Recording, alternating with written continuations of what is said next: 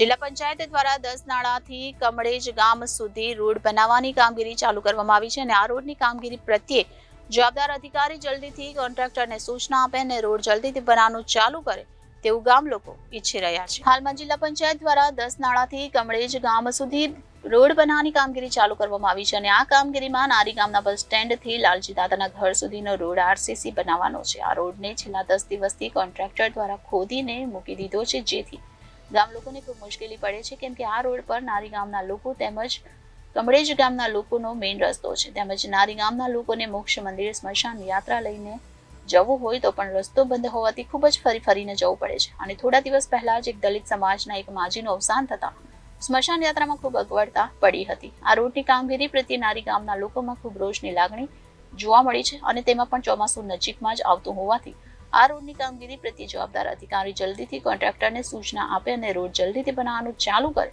તેવું ગામ લોકો ઈચ્છી રહ્યા છે। સુધીનો રોડ બનાવવાની કામગીરી ચાલુ કરવામાં આવી છે। જે કામગીરી દરમિયાન નારી બસ સ્ટેન્ડથી લાલજી ભીમજીના ઘર સુધીનો રોડ આરસીસી બનાવવામાં મંજૂર થયેલ છે, પરંતુ આ રોડને ખોદીને 10 દિવસથી મૂકી દીધો છે।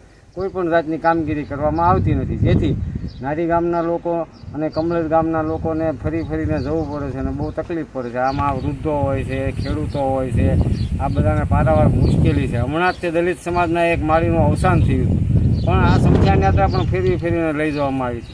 તો જિલ્લા પંચાયત દ્વારા શા માટે આવી કામગીરી કરવામાં આવી છે? જે રોડ 10 દિવસથી ખોદીને કોન્ટ્રાક્ટર દ્વારા કોઈ કામગીરી કરવામાં આવતી નથી, તો આ રોડ જલ્દીથી કામગીરી ચાલુ થાય તેવું નારી ગામના લોકો ઈચ્છી રહ્યા છે। Bureau reporter Janadesh news, Bhavnagar.